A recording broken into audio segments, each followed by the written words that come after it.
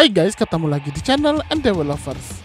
Nanti sore kan Boruto episode 159 akan tayang.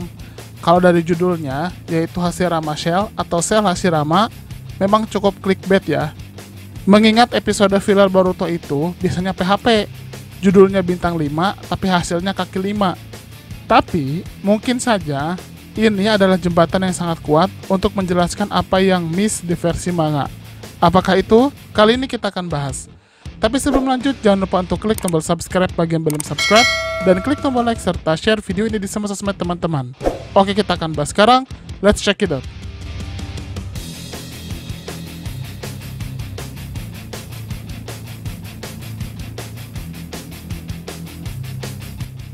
Boruto episode 159 akan tayang pada tanggal 2 Agustus 2020. Judulnya adalah Shell Hashirama. Sinopsisnya adalah Boruto dan timnya akhirnya menemukan lokasi Anato, si peneliti laboratorium yang hilang. Tetapi, penampilan dan perilakunya berubah drastis, di mana dia kehilangan kontrol atas dirinya. Sembari melawan Anato yang mengamuk tidak jelas, dengan kekuatannya yang dahsyat, Boruto dan timnya berhasil membawanya ke tempat yang aman. Lalu, presiden dari perusahaan peralatan medis, yaitu Victor, muncul.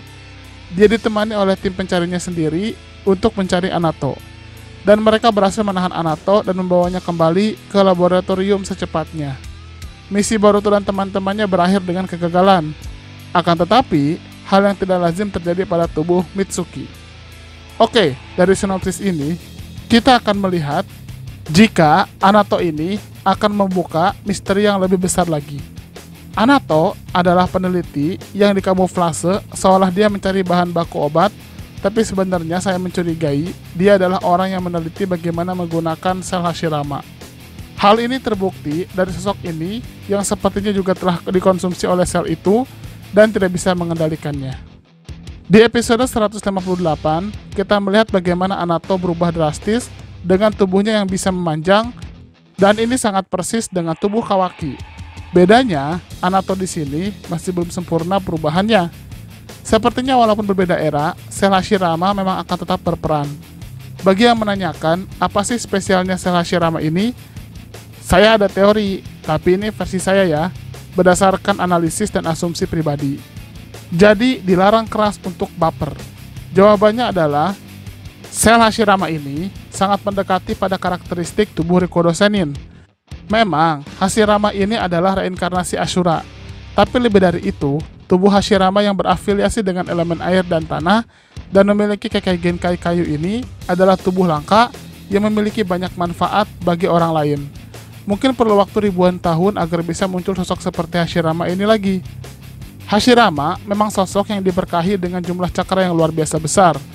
Lalu tubuhnya juga memiliki kemampuan regenerasi hebat, dan tubuh Hashirama ini seperti katalisator alami. Bagi yang belum paham, katalisator itu apa? Katalisator adalah suatu zat yang mempercepat laju reaksi-reaksi kimia pada suhu tertentu tanpa mengalami perubahan atau terpakai oleh reaksi itu sendiri. Singkatnya seperti ini teman-teman. Kalau teman-teman dari Jakarta ingin pergi ke Bandung, jika teman-teman hanya berjalan kaki, bisa habis waktu berhari-hari sampai ke Bandung. Tapi karena ada kendaraan umum seperti bis, kereta, dan lain-lain, teman-teman bisa sampai ke Bandung dalam hitungan jam. Bahkan mungkin jika pakai pesawat terbang bisa dalam hitungan menit. Nah, fungsi katalisator itulah mirip dengan kendaraan umum itu untuk mempercepat sampainya tujuan. Peran Shell Hashirama sebagai katalisator hanyalah salah satu dari banyaknya kelebihan dari Shell Hashirama. Nanti saya akan bahas lebih lengkap di video selanjutnya. Dengan Shell Hashirama, suatu proses penyempurnaan atau pengaktifan kembali jutsu terlarang bisa dipercepat. Contohnya adalah Koto Amatsukami. Jutsu milik Uchiha Hisui ini, jika sekali pakai, agar bisa dipakai lagi perlu waktu puluhan tahun. Nah, Shell Hashirama bisa mempercepat durasi waktu itu. Teori saya, Kara pun menggunakan Shell Hashirama ini untuk mempercepat adaptasi tubuh dengan senjata Sense Ninja. Kita jangan lupakan fakta jika seluruh anggota Kara, selain Amado dan Jigen, adalah manusia modifikasian. Tubuh mereka sudah menyatu dengan senjata Sense Ninja, sehingga mereka bisa melakukan apa saja terhadap tubuh mereka. Dari mulai menciptakan senjata, propulsi jet, sampai membuat tubuhnya seolah abadi dengan menempatkan inti tubuh yang bisa berpindah. Untuk yang terakhir contoh kasusnya adalah Boro, sehingga Boro sangat sulit untuk dibunuh. Nah, tentu jika sekadar menanamkan senjata Sense Ninja saja, sangat sulit tubuh untuk menerima. Apalagi, senjata Sense Ninja akan dianggap sebagai suatu zat asing oleh tubuh, dan malah bisa menimbulkan kehancuran. Nah, sel Hashirama inilah memiliki fungsi mempercepat proses adaptasi sekaligus menjembatani komunikasi sel tubuh dengan senjata Sense Ninja, sehingga bisa benar-benar menyatu dan digunakan dengan baik. Kembali lagi ya, ini versi saya. Jadi bisa benar bisa salah. Bisa dikatakan, mengapa Kawaki terpilih untuk menjadi wadah Ishiki? Karena Kawaki memiliki tubuh yang bisa menerima sel Hashirama dan otomatis beradaptasi dengan senjata Sense Ninja. Keberadaan sel Hashirama di tubuh Kawaki tentu akan memperkuat Ishiki ketika bangkit di tubuh itu. Segala kelebihan sel Hashirama di tubuh Kawaki akan membuat Ishiki bisa menggunakan semua kekuatannya tanpa takut tubuhnya tidak kuat dan tidak terbatas waktu. Mengerikan sekali kan kalau itu terjadi. Ada satu hal lagi yang sangat mencurigakan di episode 159, yaitu sosok Yubina. Kita tahu kan, jika di episode 159 ini, Mitsuki akan mengalami masalah di tubuhnya. Dan bisa jadi, itu berhubungan dengan sel Hashirama yang saya curigai juga ada di tubuh Mitsuki. Nah, kalau kita mengintip sedikit bocoran episode 160, Yubina itu adalah seorang dokter.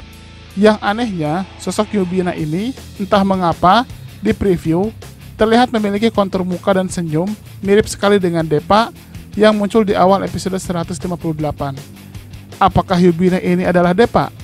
Sebenarnya itu bukan hal yang tidak mungkin, mengingat kekuatan Deppa yang masih sangat misterius. Bisa jadi, Deppa ini punya kekuatan meniru bentuk tubuh orang lain dengan sempurna, atau seperti Shojoji yang bisa berubah jadi orang lain dengan memakan orang itu. Mungkin juga Deppa punya kemampuan yang mirip, tapi implementasinya berbeda. Yang pasti, sosok Deppa ini, saya rasa memang akan muncul di episode 159, dan mungkin mulai menunjukkan taringnya. Bagaimana menurut teman-teman? Silahkan berikan komentarnya di kolom komentar. Terima kasih.